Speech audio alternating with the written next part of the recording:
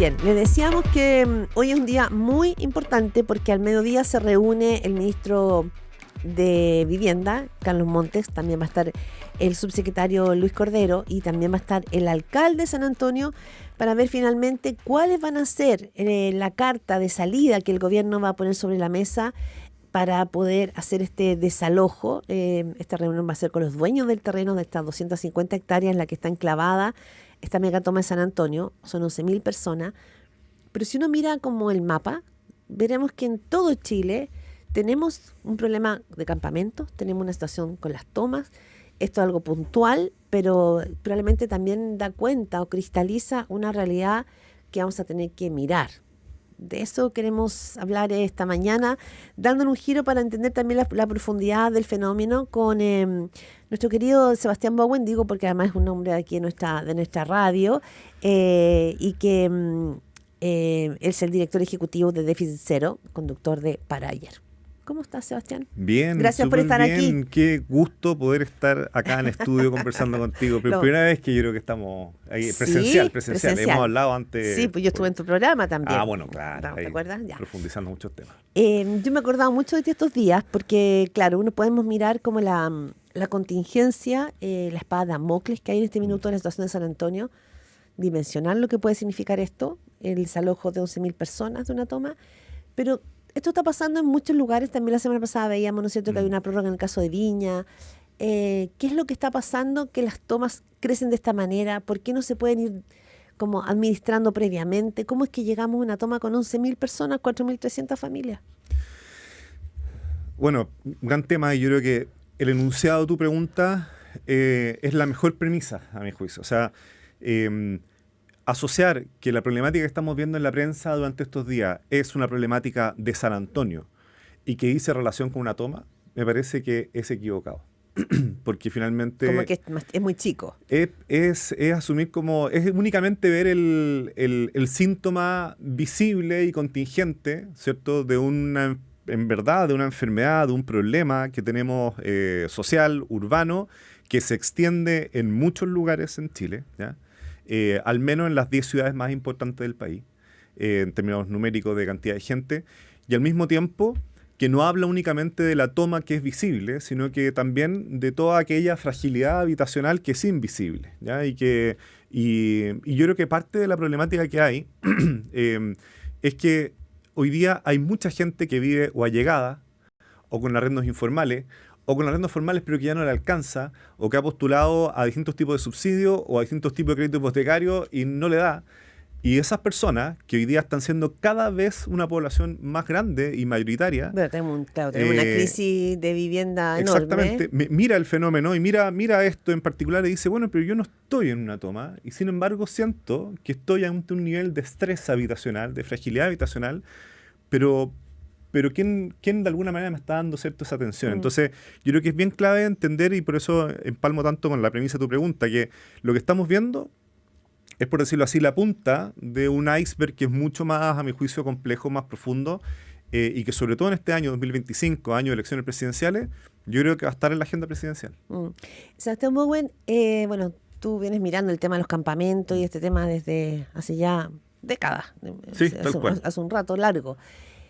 ¿Cómo pasó que San Antonio termina teniendo esta mega toma? Es decir, ¿cómo tú, porque esto partió en el 2019? Claro. No estamos hablando de estas tomas históricas que tuvimos en algún minuto en Chile, campamentos históricos de décadas y décadas. ¿Qué es lo que permite que esto se agrande tanto? ¿Hubo a ti una ausencia del Estado? ¿Cómo no se pudo administrar antes? ¿Cómo llegaste a 4.300 familias? Yo lo conversaba el otro día con él y me dije, a ver, no sé, alguna comunidad del norte, Montepatria, tiene 11.000 personas. Es más grande que una comuna. Entonces, ¿cómo se llega a ese punto? O en Maipú tenemos muchos campamentos muy grandes. Exactamente. Mira, y eso yo creo que nos permite explicar un poquito la historia reciente. Hoy día pensaba justamente, he estado yo creo como 20 años vinculado a la temática. Sí. Entonces, a ver, Chile tiene una buena política habitacional, históricamente hablando, en comparación con Latinoamérica. Y eso es lo que ha hecho, ¿cierto?, que la idea de campamento, y alguna vez lo hemos conversado también contigo, Claudia, que Chile es el único país donde se le dice el asentamiento informal campamento. Y eso por una razón muy clara. Porque el campamento siempre estaba asociado a algo transitorio. ¿ya? Yo me iba a acampar, me iba a un lugar a estar mientras tanto. No hacía radier, ¿cierto? No me construía con cemento, era una mediagua en el fondo, ligera, porque yo sabía que en algún momento Era un tránsito. Era un tránsito, me iba a cambiar, ¿cierto? Ya sea en el lugar donde estaba, si iba a construir un barrio, o iba a postular un subsidio y iba a ir para otro lado, o me organizaba con un grupo de familias, que era un grupo de familias además que más o menos nos conocíamos, había muchos lazos de parentesco en los campamentos, que era seguro el lugar, porque nos protegíamos, entonces no entraba, por ejemplo, muchas veces el narco. O sea, los campamentos hace 20 años en lugares más seguros que las vías de blogs, ¿ya? Para ser claro.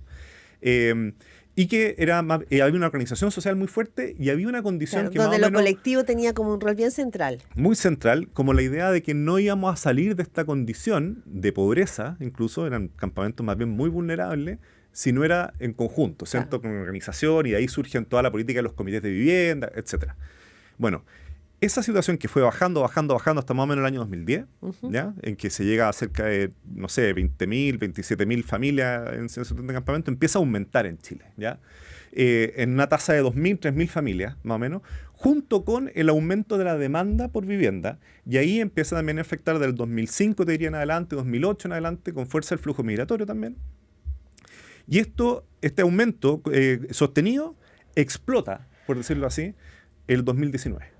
¿Ya? Entonces, esa es la explicación que nos hemos hecho nosotros. ¿Pre-estallido? Un poquito pre. Yo ya. creo que el estallido tenía ciertos síntomas que tú podías ver que venía, y en lo habitacional se veía. O sea, las tomas del 2018, 2019 empiezan a ser tomas distintas, ¿ya? Con mayor población migrante, con mayor heterogeneidad socioeconómica, familias que habían postulado a subsidios que habían cambiado, o sea, que ya se cansaron un poco de eso todo. Pero post-2019, post-estallido social, efectivamente viene lo que yo le denominaba a veces como el estallido habitacional, ¿ya? Es decir, no familias marchando al centro de las ciudades, sino que muchas familias que se fueron a los cerros, en el fondo de sus ciudades, y se ubicaron ahí, porque bajó de alguna manera el Estado de Derecho durante ese periodo. Esto se engrosa después con la pandemia, y hay liquidez, los retiros, entonces empiezan a haber viviendas prefabricadas, ¿cierto? Etcétera. Y evidentemente durante ese periodo hay una ausencia del Estado que deja que esto crezca a vista y paciencia en el centro de nuestra ciudad. O sea, tú vas a Arica y miras los cerros. O sea, se ven desde cualquier lugar, tú ves los cerros como Ya, están. o sea, el tema ahí, Sebastián, muy bueno, sí, la ausencia del Estado Sin duda. de alguna manera alimentó también, ¿no es cierto?, la posibilidad de que se instalaran estas megatomas. Exactamente. Y esto empieza a ser caldo cultivo, esta heterogeneidad de familias con niveles distintos de fragilidad habitacional, pero que ven acá como una especie de espacio no institucional, entre comillas, de solución habitacional, y digo entre comillas porque no lo es, ¿cierto? Pero para pasar en el fondo esa noche y probablemente establecerse, es una realidad que empieza a transformarse en caldo cultivo, ¿ya? Para que se lo tomen mafias. Entonces, en el fondo, los que quieren estar afuera de la legalidad ven acá un espacio donde el Estado no entra, donde hay gente con algún nivel de recursos que quiere comprar un sitio o una vivienda prefabricada o lo que sea, están desprotegidos. Y por lo tanto empieza también esto a multiplicarse con mafias que empiezan a tomarse a veces terreno, a lotearlo. No estoy diciendo que sea el caso de la toma San Antonio. No, en el caso, pero en Maipú vimos un poco eso. Pero se empieza a dar en otros lugares. Entonces, o sea, que en el fondo el crimen organizado además le permite tener refugio. Sin duda. Y hay lugares donde eso ha pasado más que en otros. Y lo que finalmente me parece más complicado, bueno, uno es que ya no es el campamento, sino que ahora pasan a ser asentamientos. Es más parecido al fenómeno que se ve en Latinoamérica. Yeah. Con favelas, ¿cierto? Empiezan a ser mini ciudades, donde la gente empieza a invertir en su propia casa también. O sea, claro, me construyo sobre radier, gasto tiempo, esfuerzo, plata. Entonces no es tan fácil que me sacarlo, claro. Hoy día. Y además, donde empieza, a mi juicio, el peor síntoma que estamos viendo es que la gente no está creyendo en la institucionalidad, sea subsidio, sea mercado, para efectivamente tener una solución habitacional. Claro, o sea, en el fondo, cuando miramos la discusión macro del país, de la fragilidad institucional, esto también es un... Sin duda. Esto no es un síntoma, esto es un reflejo claro de que también la institucionalidad aquí está rota. Exactamente. O sea, cuando vemos que... Pero esto lo saben los gobiernos, y esto lo sabe el Estado, y esto también lo saben los dueños de los terrenos. Entonces, digo, esto no requeriría entonces conversaciones no solo para salir a la urgencia, algo que está pasando ahora por un fallo de la justicia, Tú lo acabas de decir, todos los datos, ¿ya?, que nos dan cuenta, no solamente el hecho de que una toma lleva 5 años instalándose, ¿sí? Hay datos que nosotros tenemos del año 2010. Los campamentos vinieron aumentando en el 2010. Después de un tiempo, recordemos que Techo significó Claro. también un orgullo de que los campamentos Sí, como que iban... que podíamos terminar con Sí. eso, ¿cierto? ¿Por qué? Porque ya no son Pero los fue mismos un efecto campamentos. boomerang, claro. No es el mismo fenómeno y eso es bien importante. No es que hoy volvimos al pasado, es otra problemática. Son asentamientos, son personas altamente heterogéneas, con distintas motivaciones. Ya no es una sola organización. Ya no está la Hay, familia, ya no está lo colectivo, ya esto es como... Y puede haber, pero no te permite explicar la totalidad del asentamiento. ¿Ya? Evidentemente hay familias organizadas, pero no en esta megatoma no están todas organizadas bajo la misma lógica, ¿cierto? De alguna manera son mini ciudades, ¿verdad?, con alta ausencia del Estado, donde además ya no es espacio de seguridad que, como te decía antes, los campamentos eran más seguros, honestamente. Uno puede pensar lo contrario. No pasa eso ahora. Y donde todos los datos que veíamos nos hablaban de que esto iba a pasar. Mira, los campamentos aumentaban, la migración estaba aumentando, el precio de la vivienda estaba disparado. Está. Por lo tanto, la planificación. Fíjate que el año 2002, el 70% de la población en Chile, 70%, vivía en comunas con planes reguladores actualizados. Hoy día menos del 20%. Menos del 20% de la población en Chile vive en comunas con planes reguladores totalmente actualizados. Hay actualizaciones parciales, evidentemente. Lo que te habla finalmente de que no hay una planificación. Y yo creo que acá hay 2 puntos bien importantes en relación a tu pregunta. La primera es que nos cuesta saltar a una mirada que vaya más allá de 3 años. Y esto lo exige, ¿ya? O sea, pensar la ciudad de los próximos 10 años. O más, claro. Pero pongámosle 10 años para no tensionar demasiado. Bajar la vara, Claro. Y ahí hay una cuestión bien importante. O sea, tú estás invirtiendo hoy día $7.000 millones en trenes. Estás invirtiendo otros $7.000 millones en metro, ¿ya? Autopistas.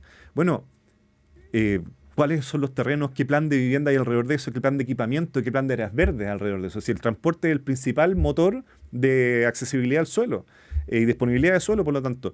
Y en eso yo no veo que estemos pensando al respecto. Por lo tanto, saltar la mirada de únicamente la urgencia es bien clave, y tratar de pensarlo un poquito más allá. Para eso los gobiernos regionales son importantes, ¿eh? Y el segundo punto que te quería mencionar es que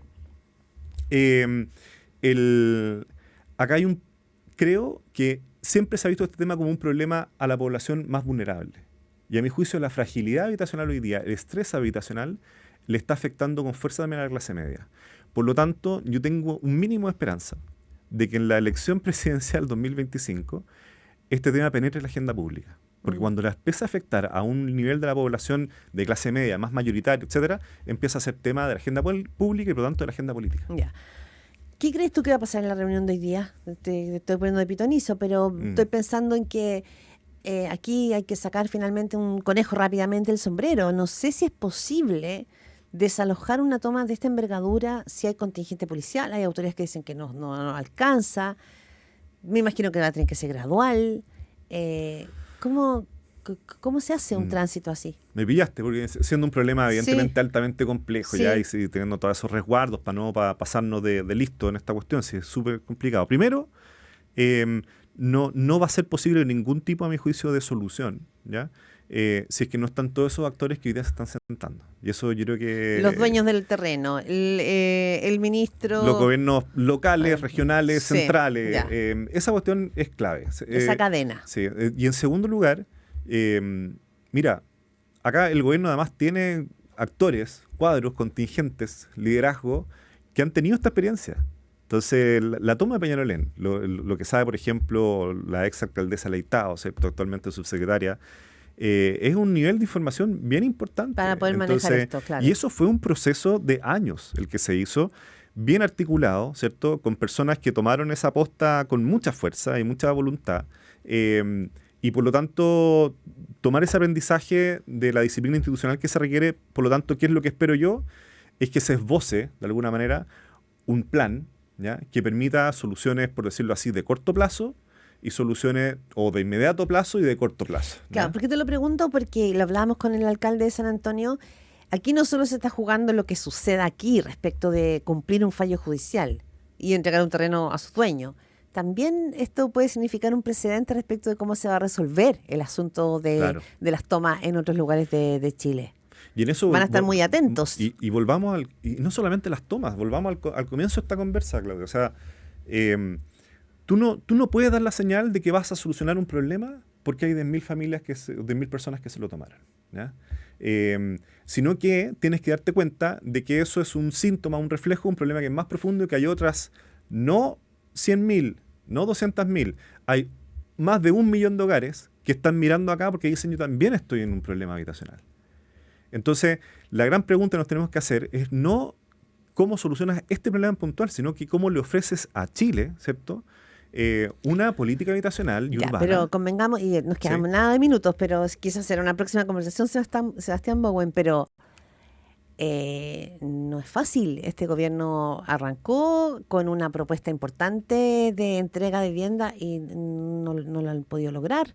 Y cuando fue el incendio en Viña del Mar tampoco lo han podido lograr. Es decir, la construcción de vivienda, la búsqueda de terrenos, tampoco es algo fácil, pareciera ser. En ningún caso es fácil. Es que es muy difícil. Es que lo digo porque las promesas en tiempos de campaña son súper fáciles.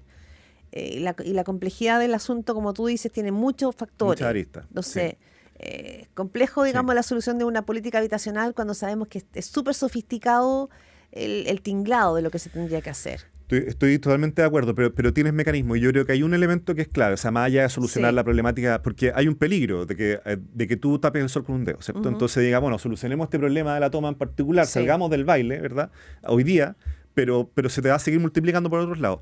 Yo creo que la clave es, puede sonar alto, pero no lo es planificar de manera muy clara cantidades de hectáreas, cantidades de vivienda y cantidades de equipamiento en las 10 ciudades clave. San Antonio tiene el puerto, ¿ya? El puerto es una inversión brutal de recursos públicos y privados. Y fíjate que el puerto no puede hacer ninguna inversión, por ley, no puede hacer ninguna inversión fuera de su terreno portuario. Entonces tú dices, tú tienes una inversión pública-privada gigantesca en una ciudad y al lado, a cuadras de distancia, tienes 10.000 personas en una toma. Me parece que ahí hay algo medio irracional. Hay algo que no está conversando. Entonces, en cambio, que si tú planificas y dices, oye, hay un tremendo impulso acá público-privado y hay una ciudad con tantas necesidades, planifiquemos esta ciudad con métricas claras de aquí a los próximos 8 años, que sea un acuerdo de 2 gobiernos. Yo creo que esa cuestión se puede hacer en 10 ciudades y con eso resuelves el 70% del problema. Claro, y que otro tema también que lo conversábamos con algunos diputados republicanos, también está el tema del rol de los privados, pero vamos a tener que dejarlo porque eso es largo también. Feliz, pues venimos mañana. Sebastián Bowen, muchísimas gracias, director ejecutivo de Déficit Cero, conductor de Para Ayer, un programa aquí de Radio Pauta. Muchísimas gracias.